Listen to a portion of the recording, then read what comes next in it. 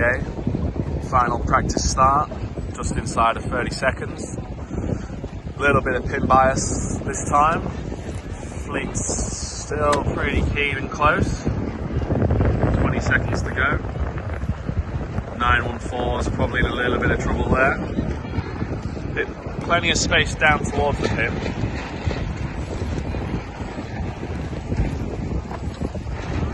Boat's going over already. Plenty over. Mark, 6 boats in the middle over, 117, you were definitely one of them. Again, we'll continue this up to the yellow cylinder mark, laid just to the right, and then a long downwind to the race area.